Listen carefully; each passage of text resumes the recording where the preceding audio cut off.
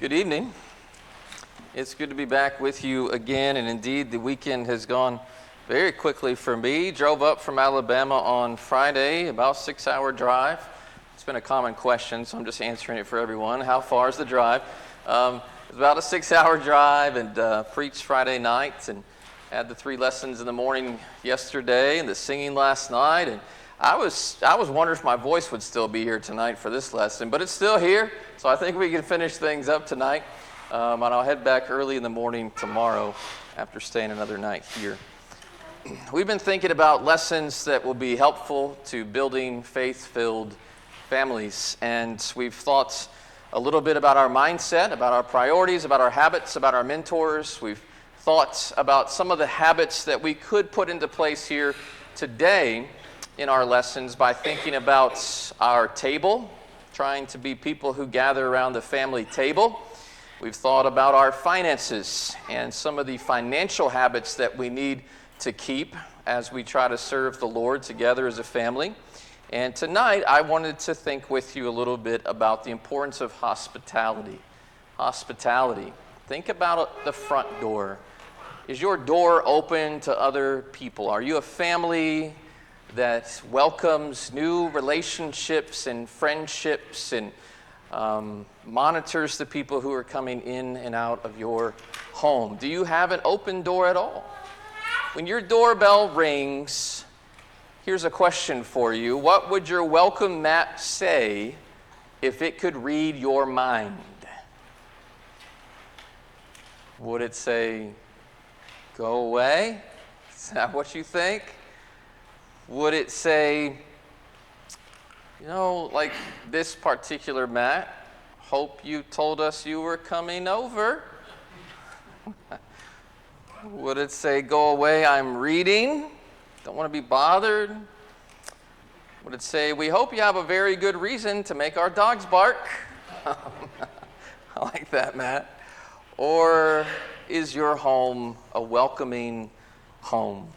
I've enjoyed some of the hospitality that's been offered this weekend. I was in the Bray home yesterday. I was in the McCauley's home this afternoon, and so appreciative of brothers and sisters who open their homes, and they like to welcome those relationships.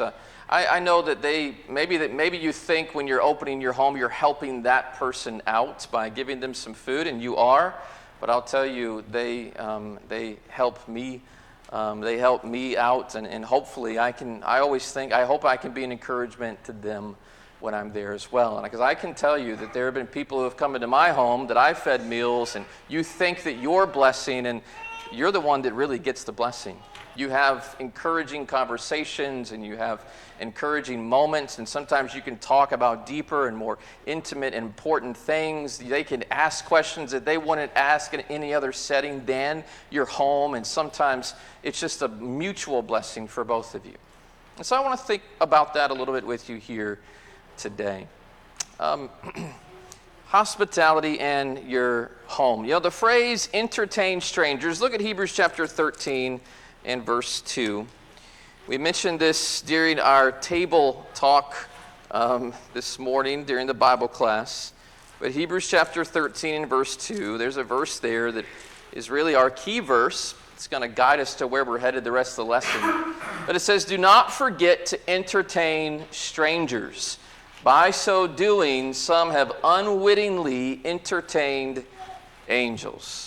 Don't forget to entertain strangers. That phrase, "entertain strangers," sometimes it's translated "show hospitality." It's from the Greek word philonexia. This word is also found in Romans chapter 12 and in verse 13, where it says that we should be given to philonexia, given to hospitality is the word that's used. And so we as Christians, this should be something that becomes more natural to us as the people of God. It simply means a love for strangers. That's what hospitality is, a love for strangers. Now, apparently, it is easy for us to forget about this important duty. And so the Hebrew writer reminded us. He says, don't forget. This is almost like a Post-it note. Put this on your fridge. Don't forget to show hospitality. Don't forget to entertain strangers. So I want to think with you a little bit about this verse. First of all, I want to consider who this verse is talking about. It says, don't forget to entertain strangers just as some entertained angels.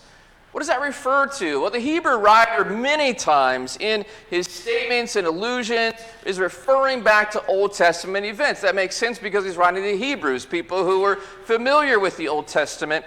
And most commentators would say that the Hebrew writer is referring back to two events from the book of Genesis. That is, first of all, the hospitality that Abraham showed to the angels who showed up to his door, and the hospitality that Lot showed. Barnes says this, don't forget to entertain strangers, as Abraham and Lot did. The motive here urged for doing it is that by entertaining the stranger, we may perhaps be honored with the presence of those whose society will be to us an honor and a blessing. Clark basically says the same thing in his commentary. He says, Abraham and Lot are the persons particularly referred to. Their history, the angels whom they entertained, not knowing them to be such, and the good they derive from exercising their hospitality on these occasions are well known. And then pulpit commentary also mentions the same thing. It says, the allusion of the latter part of the verse is evidently to Abraham and Lot from Genesis chapter 18 and Genesis chapter 19. At any time, the visits even of our fellow men may be to us as visits of angels, as being messengers of God's purposes for good when least expected. And especially to be noted are our Lord's own words, he that receives you receives me. Inasmuch as you have done it to one of the least of these my brethren, you have done it unto me. Now, if the Hebrew writer says, don't forget to show hospitality, in fact, I want you to remember these two people, Abraham and Lot, who showed hospitality, then I think it behooves us to go to Genesis chapter 18 and go to Genesis chapter 19 and think about what Abraham and Lot did to show the hospitality that they showed, and we will learn some good pointers about how to be more hospitable people in our families as well. So turn to Genesis chapter 18 with me, and we're going to look at this section of text as we consider, first of all, the hospitality of Abraham. Look at chapter 18 and verse 1. It says, Then the Lord appeared to him by the terebinth trees of Mamre, as he was sitting in the tent door in the heat of the day. And so he being Abraham, he lifted his eyes and looked, and behold, 3 men were standing by him. And when he saw them, he ran from the tent door to meet them and bowed himself to the ground. Now, we want to think about, what did Abraham's hospitality look like? If it was something that was commended by the Hebrew writer and something that we need to imitate ourselves, what did it look like? What were some of the qualities of his hospitality? Well, first of all, we learn already from verse 2 that it was welcoming. It was welcoming. He lifts his eyes, he's taking a little rest, and he looks up, and there's 3 men standing there, and he runs from the tent door to meet them. You notice how he greets them as he sees them coming near his tent? How do you treat an unexpected guest to your home? I tell you, I've gone to visit people from the church before just to go talk to them, and I've actually seen them look through their curtains. I know they're home, and they hide. They don't answer the door. I mean, at least answer the door. But Abraham does more than that. He runs to the door. He's excited to have these people. He's welcoming as they come there. Abraham greets these men with honor. I've also gone into people's houses, and there are people that have the TV on, and the TV never gets turned off. They just keep watching it. The kids are on their video games, maybe walking around the house with their video games, and the video games never get turned off. They're on their phones, and I've stayed in people's houses, and you got one person sitting on this side on their phone, and one person sitting on this side, and you're sitting there like, well, this is a lot of fun. I think I'll go to my room now, you know? They don't even get off their phones. Welcome people. That's part of hospitality. Get off of the couch and go greet them. Did you know that the word greet is used about 60 times in the New Testament? 60 times. It's a command. Greet one another, greet one another, greet one another. We see it all over the New Testament. It's used 21 times in Romans 16 alone. Just that word. In Romans 16. Do you think God wanted to get a message across to us about being welcoming to one another. In churches, I think it is so important to have people, really everybody, on the same page, that when there is a visitor or a guest that walks through a door, we're going to greet them. Do you know what John wrote in 2 John? He said, greet the friends by name. If you know their name, say, it's good to see you, sister this, brother this, it's good to see you, and say their name. It's just the simple things that can make a big difference to people when we greet them and we welcome them in our door. And Abraham does that. Now, take a look at verse 3. It says in verse 3, he said, after he bows himself to the ground, that's just an act of courtesy and honor. He says, my Lord, if I have now found favor in your sight, do not pass on by your servant. Do you notice how his hospitality is insistent? Please stay here. I want to spend some time with you. I'd like to be with you for a little while. Many of us would close the door, we would step out, we would hope maybe that they would go away, but Abraham insisted that they stay. He saw it not so much as an inconvenience as it was an honor. It was an opportunity for him. Are we looking at hospitality? Are we looking at it pessimistically, or are we looking at it optimistically? Are we looking at it as a drudgery and a burden, or do we look at it as an opportunity? In Acts chapter 16, look at verses 15 and 40. This is something we referred to this morning very quickly as we talked about the family table. And so there's a little overlap here and there in these lessons. But Acts 16 and verse 15, after the family of Lydia is baptized, it says, when she and her household were baptized, she begged us. You see that word begged? She begged us, saying, if you have judged me to be faithful to the Lord, come to my house and stay. And so she persuaded us. I love that about Lydia. There's so much more. I got to think, Lydia's thinking, there's so much more that I could learn from these people. There's so many more questions that I have and I want to ask. Please come to my house and spend some more time with me. In verse 40, take a look later in the text. The Philippian jailer is baptized. It says they went out of the prison. And where do they go? They're back in the house of Lydia. So they're still doing work in Philippi, baptizing the Philippian jailer. And they go back into the house of Lydia. And when they had seen the brethren, they encouraged them and departed. Lydia was insistent. Abraham was insistent. Please stay here. I want to spend some time with you. Notice another part of their hospitality. I believe we also see that it was rejuvenating. Look at verses 4 and 5. Abraham says, please let a little water be brought and wash your feet and rest yourselves under the tree. And I will bring a morsel of bread that you may refresh your hearts. And after that you may pass by, and as much as you have come to your servant. They said, do as you have said. Notice his hospitality is rejuvenating. These men may have been traveling, and Abraham extends them the courtesy of a foot wash and some rest. I was on my way out to the McCauley's house today, and that's a bit of a drive nowadays, you know. And as we were driving there, I was with Samuel, my son, who's sitting in the back there, acting like he doesn't know me, and I'm just kidding. I'm totally joking. Don't get upset, Sam. Stay. Don't leave. But I was driving out there with Sam, and I was telling Sam, I said, you know what this reminds me of? This reminds me of when I first started preaching when I was 16. I would go out to this little church in Stylesville, Indiana. That's where I started preaching once a month.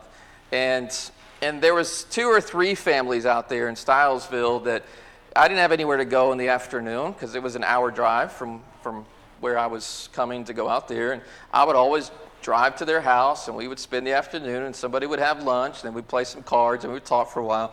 Then we'd go back, and we'd preach the evening sermon.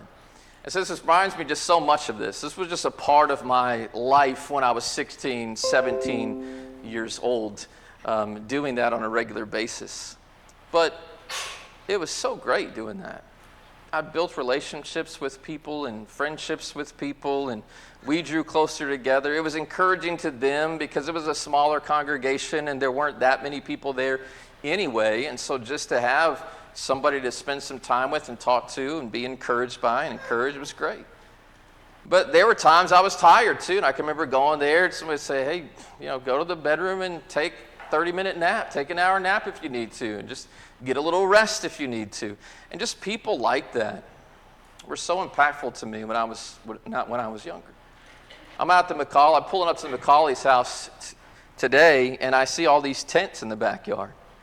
And I'm thinking, man, these people must be tired, They've had kids in their backyard sleeping all weekend who are here for these young people's studies. They must be exhausted, and yet they're still like, yeah, come on over. There's more seats at the table. There's more food. You can come here.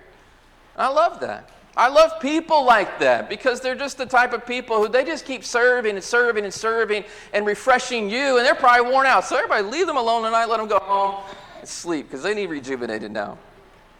Can you think of anybody in the first century who washed other people's feet and told us, just as I have set an example for you, you do also? It's Jesus.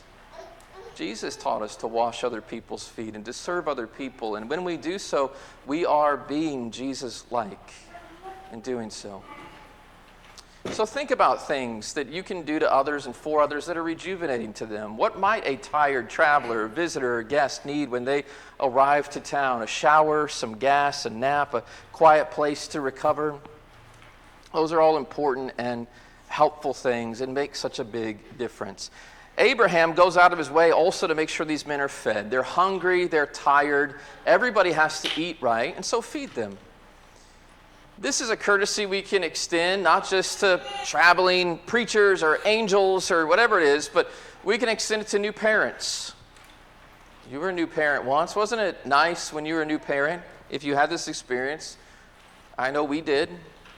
That you would see people from the church just walking up to your door with a casserole and with a big plate of food, and we were getting fed for 2 or 3 weeks after we had our first child.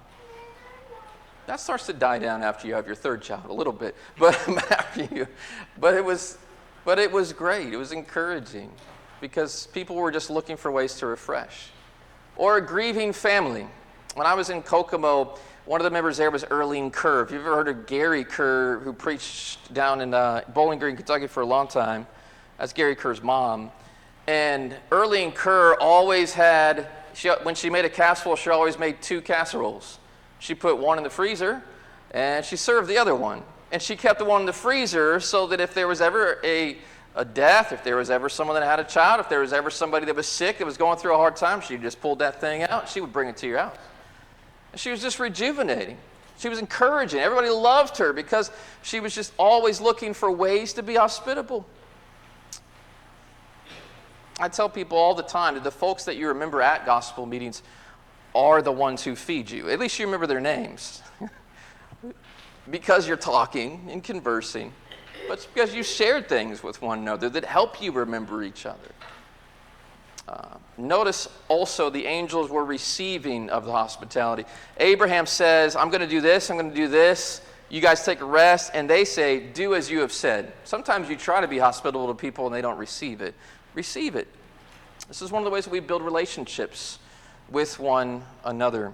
And so be receiving of other people's attempts to build relationships with you. Notice also, though, that Abraham is yielding. Here's what I mean by that. Look at verses 6 through 8. So Abraham hurried into the tent to Sarah. This is the same Sarah that's mentioned in 1 Peter chapter 3, where it talks about husbands and wives. It talks about wives being submissive to your husband as Sarah was towards her husband.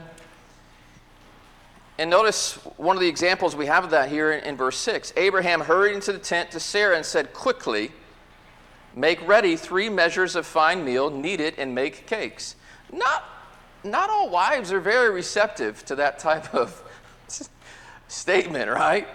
Hurry and go make 3 cakes real quick. But she is. And it's a compliment to her and their relationship with one another. It says Abraham ran to the herd. So it's not like Abraham's not doing anything anyway. He's not sitting in his recliner watching the ball game. He's actually going and he's cooking the meat. So she's with the oven, all right, and he's the one butchering up the animals. So it says he ran to the herd, took a tender and good calf, gave it to a young man, and he hastened to prepare it. So he took butter and milk and the calf which he had prepared and set it before them, and he stood by them under the tree as they ate.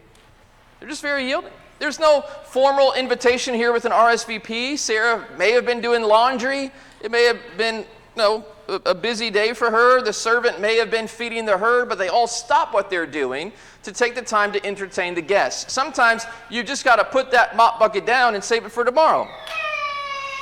By the way, did you notice that Abraham is standing in verse 8? Notice verse 8. He took butter, milk, the calf which he prepared, set it before them. He stood by them under the tree as they ate. He allows them to eat first.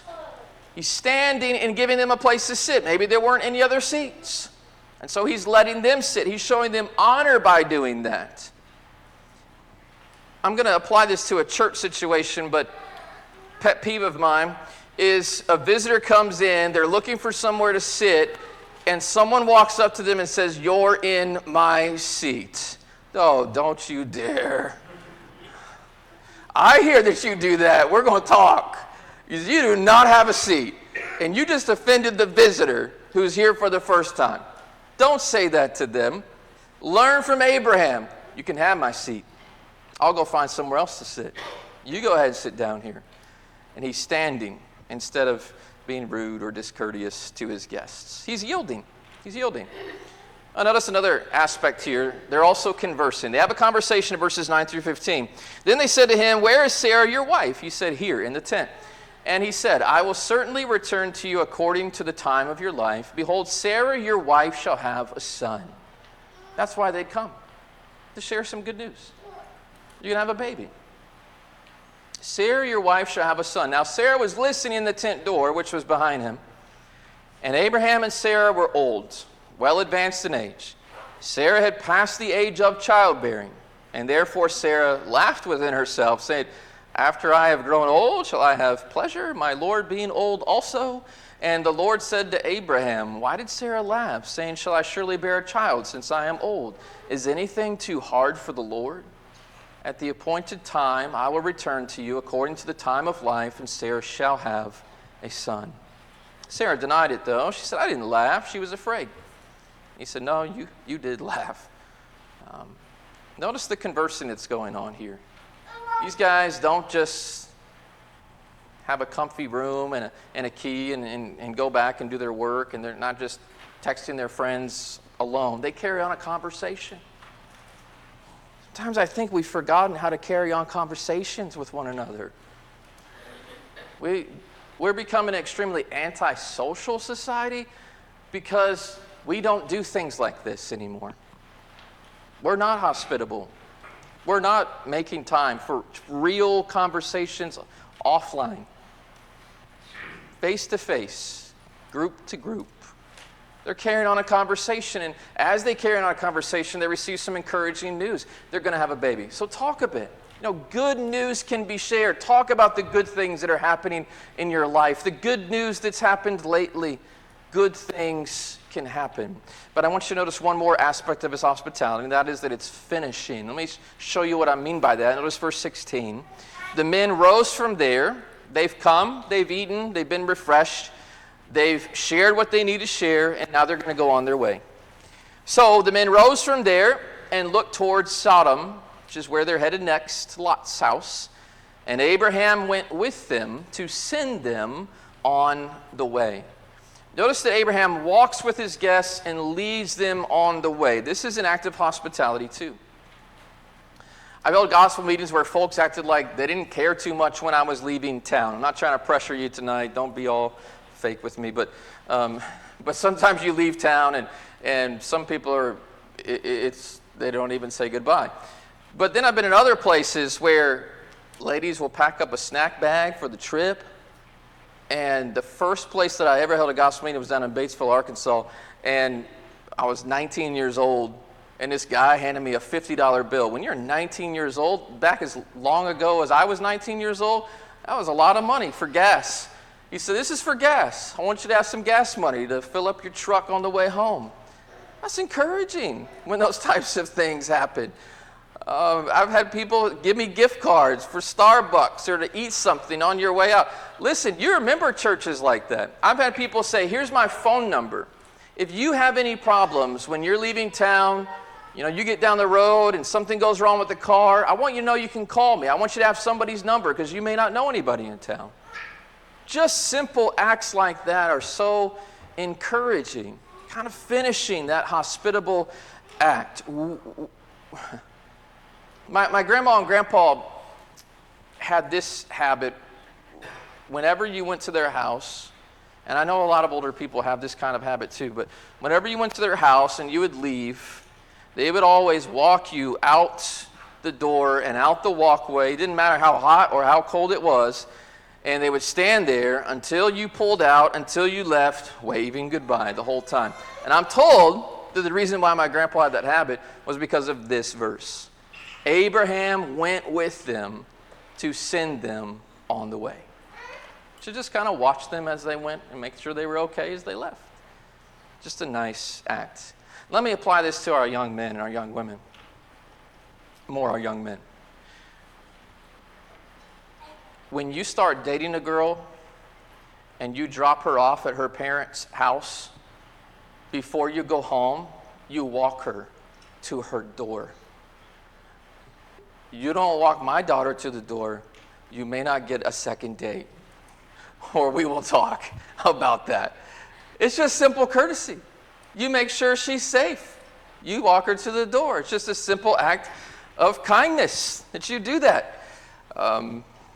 Back when I was younger, started driving, my parents had this rule, that if you're the last one to leave the church building, and there's only maybe somebody else is there at the church building too, and they're in their car, you make sure that they can start their car and that they're pulling out and you see them leaving before you leave. Don't leave them there alone in case they can't get their car started.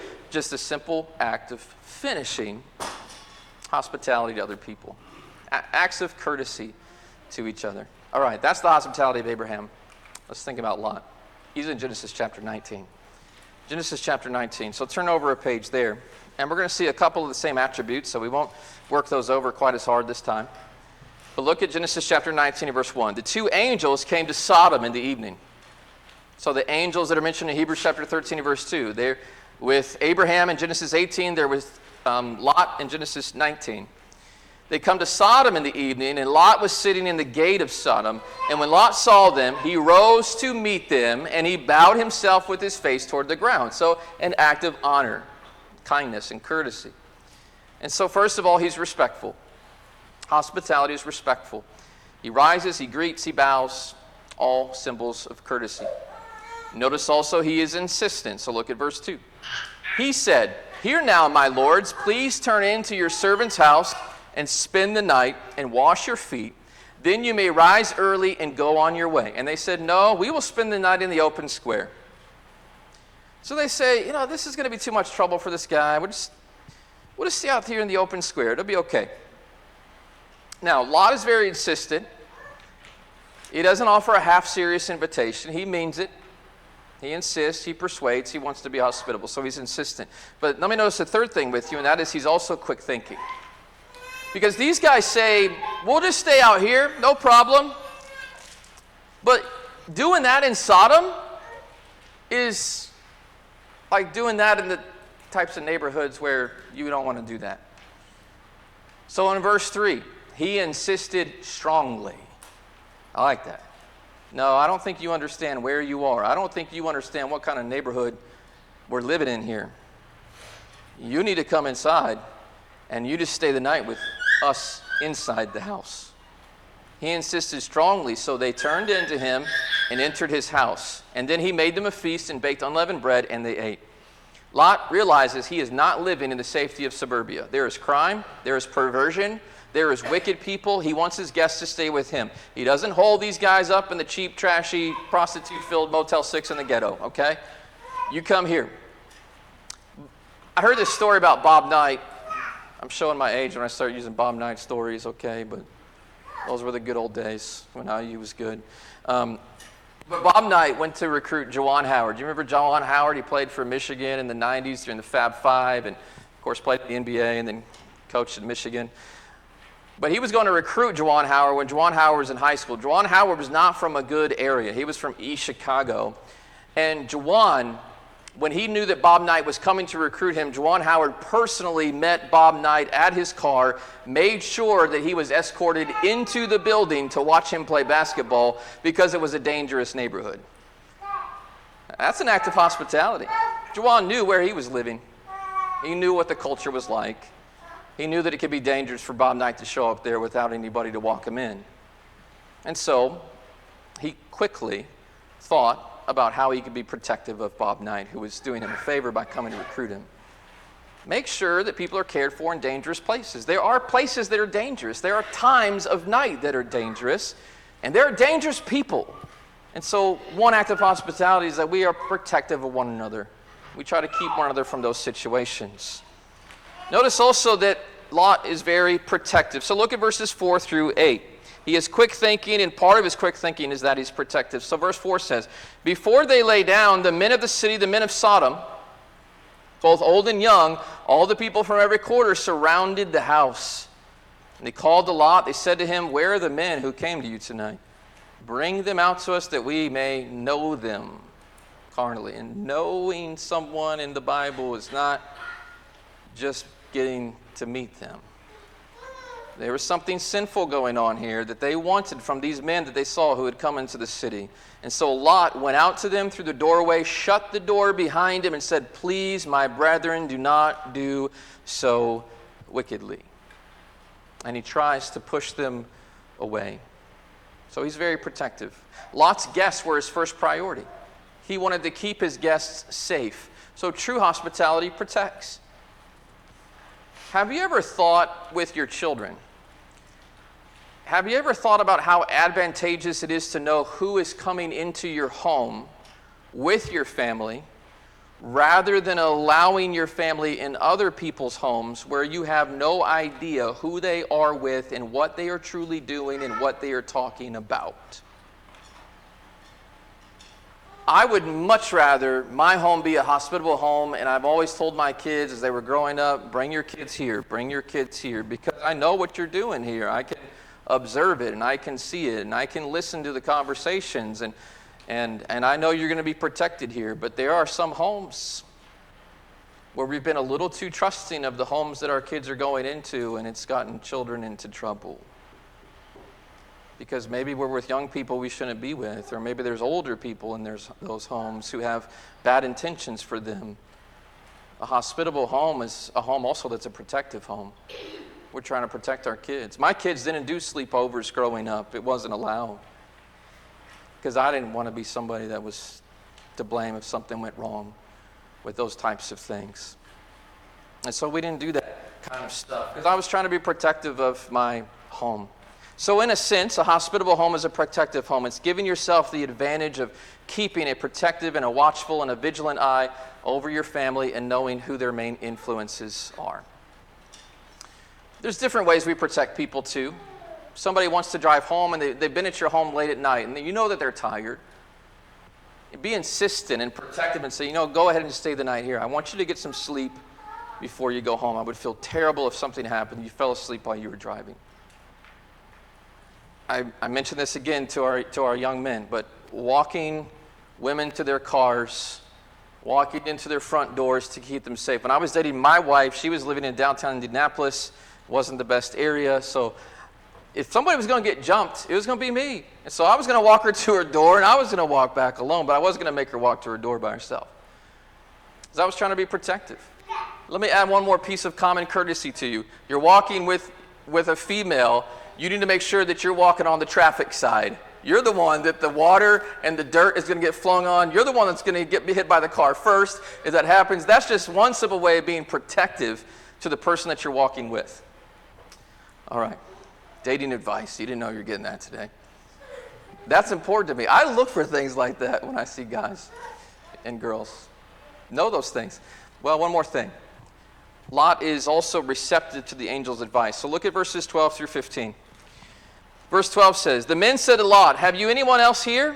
Son-in-law, your sons, your daughters, whomever you have in the city, take them out of this place. You know what the angels figured out while they were in this area?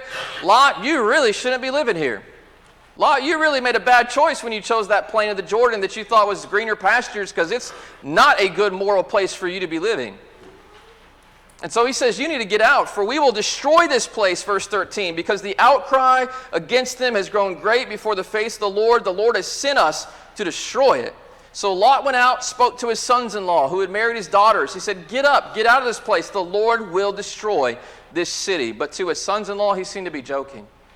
You got to be kidding, right? We're moving out right now, today. You're just going to leave like that? Everything that you've built, all these herds that you've got, you're just going to walk away from that? They thought he was joking. And when the morning dawned, the angels urged Lot to hurry. They said, arise, take your wife and your 2 daughters who are here, lest you be consumed in the punishment of the city. Lot is receptive to the angel's advice. Just one night in Sodom, and these guys know Lot needs to get out. Lot, we're told in Peter, he had been tormented day and night living in Sodom, but he never had the guts to leave. And these guys tell him it's time to get out of Dodge. And so immediately Lot tries to start convincing his family. Sometimes, let me tell you what happens sometimes when you show hospitality. Sometimes an outsider sees something that's going on in your family that you may not even realize is going on, or sees some sort of danger that may be occurring to you and your family, and they may say something to you about it. Maybe it's mom and dad who notice something. Maybe it's the elders of the church who notice something. Maybe it's a dear friend who catches on to some sort of red flag behavior, but be receptive to the warnings and the admonitions that we receive from loved ones, because it may very well be God's means of protecting our souls. And Lot is, to his credit, receptive. And he does get out of Sodom and moves away from there. Well, notice hospitality is connected to love in Scripture. Romans 12 and verse 9 says this, why should we be hospitable? Because it's part of love. It says, let love be genuine. What is part of genuine love? Well, abhor what is evil, hold fast to what is good. Love one another with brotherly affection. Outdo one another in showing honor. Do not be slothful in zeal. Be fervent in spirit. Serve the Lord. Rejoice in hope. Be patient in tribulation. Be constant in prayer. Contribute to the needs of the saints and seek to show hospitality. That is a part of genuine love. Do you want a home that is a home of genuine love? Well, one aspect of it is building a hospitable home. I want to say this too. Sometimes we think, well, my home's not big enough. It's not fancy enough. We don't have a really fancy table and a spread and all those things. You know what? That doesn't matter. It doesn't matter. You know, most people don't care about that. Just be hospitable. Earlier this spring, I was preaching over in Newark, Ohio. There was a couple there. They'd only been married for a couple of weeks. They said to me, you know, you're the first preacher that we've ever had into our house. We've only been in this house for just a week or two. And they were really nervous because I was coming over. It was great. We had a great time. I don't care if you got a big house. I don't care if you've never cooked a meal for somebody in your life. I am just so encouraged by the fact that you're welcoming and you're hospitable, and you as a young couple, what a great start. You guys have a great future ahead, because I can already tell that you're just a loving couple who wants to do the right thing and serve the Lord. I was encouraged by that. I don't care what the house looked like. I expect a house to be messed up. Yeah, you got kids, you got toys on the floor. Don't apologize for that. You got kids. I get it. I had kids once too. There were toys on the floor. You got a pile of laundry in the other room?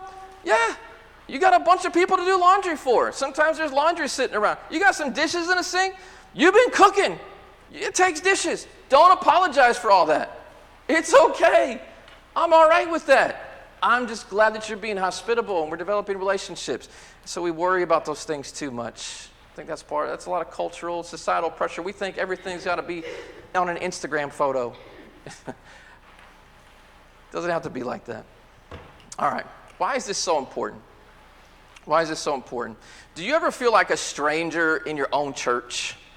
I've talked to people who have said that. I feel like I come to church all the time, but I feel like I'm a stranger here. I feel like I really don't know anybody. I really don't have relationships with people. You ever feel like a stranger in your own neighborhood? You've got neighbors everywhere, but you don't really know them. I believe that there's a pervasive loneliness that exists in the lives of so many people today. And because we're lonely, you know what we fill it up with? We fill it up with television, movies, music, social media, and we ended up living our lives through other people. and their experiences. Maybe what we're missing today is just some good old-fashioned hospitality.